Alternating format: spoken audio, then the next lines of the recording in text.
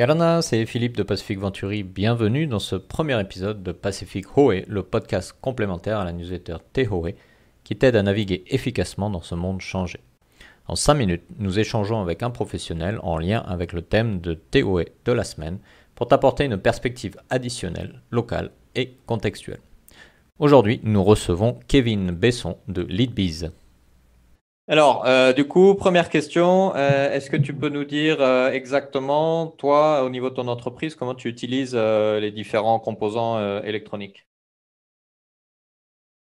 Alors, bon, c'est un vaste sujet parce que du coup, pour chaque fonctionnalité, quasiment, on utilise une référence de composants différente, quoi.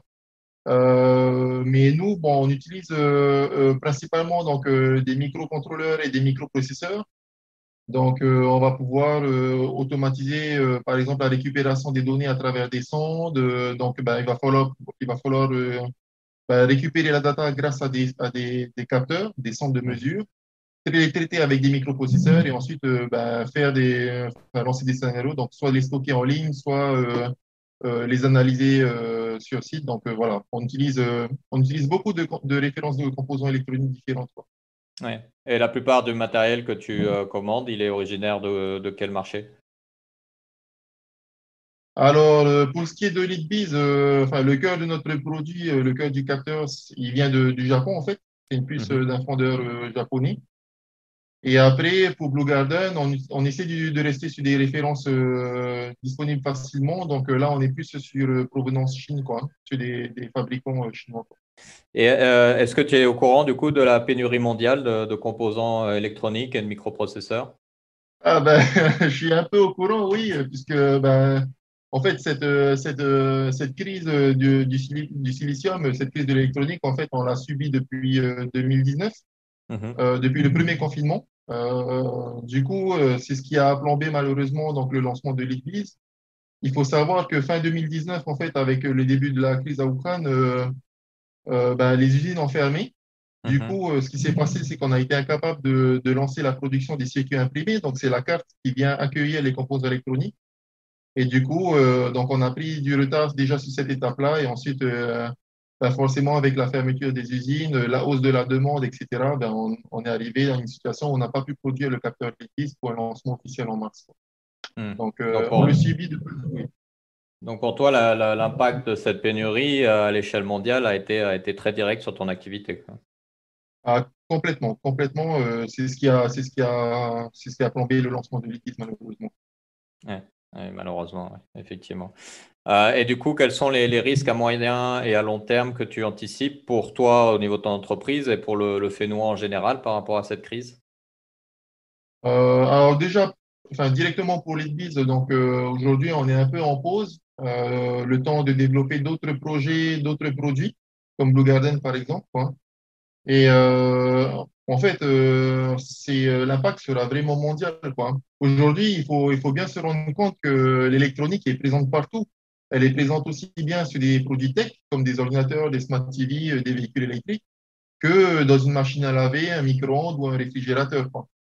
Hmm. Donc, il faut vraiment se rendre compte à quel point en fait l'électronique s'est installé dans notre vie au quotidien.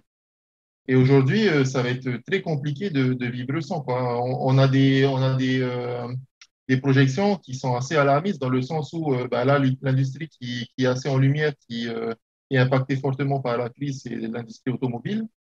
Mais voilà, des fabricants comme Apple, des fabricants comme Sony hein, pour sa PS5, etc., sont en train de subir cette crise de l'électronique de plein fouet également, quoi. Donc les répercussions, forcément, elles vont arriver très rapidement pour le Fénois et pour le monde entier, quoi. Hmm. Ouais.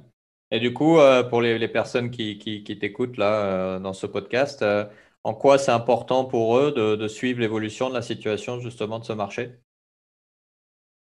Eh bien, en fait, je pense que c'est un problème qui va mettre un peu de temps à se résorber. Moi, personnellement, je pense qu'on ne sera pas sur un retour à la normale avant 16 ou 18 mois. Mhm. Parce qu'enfin, tout simplement, on navigue dans nos troubles, on ne sait pas où est-ce qu'on va, on ne sait pas comment ça va reprendre. On sait qu'il y a de la demande, Mais l'industrie électronique, et plus particulièrement les fondeurs de puces, donc c'est traditionnellement assez lent comme process. Et là, mon conseil, je pense, en tout cas, c'est ce que je fais avec l'Église et Blue Garden, c'est de rester assez flexible dans ces sources d'approvisionnement, de rester assez flexible et surtout surveiller l'évolution du marché. Là, par exemple, sur l'Église, en fait, les délais d'approvisionnement sur la puce qu'on utilise sur notre capteur, c'est passé de 60 semaines à 72 semaines. Donc, Oui. forcément, ça nous force en fait à réinventer, à se réinventer, à ajuster notre stratégie et puis surtout à être beaucoup plus regardant sur nos sources d'approvisionnement et surtout sur les besoins de nos utilisateurs, quoi. Hmm. Et effectivement, j'imagine faire attention à la gestion des stocks pour éviter de se retrouver piégé un peu à la dernière minute. Ouais, exactement. La gestion des stocks, c'est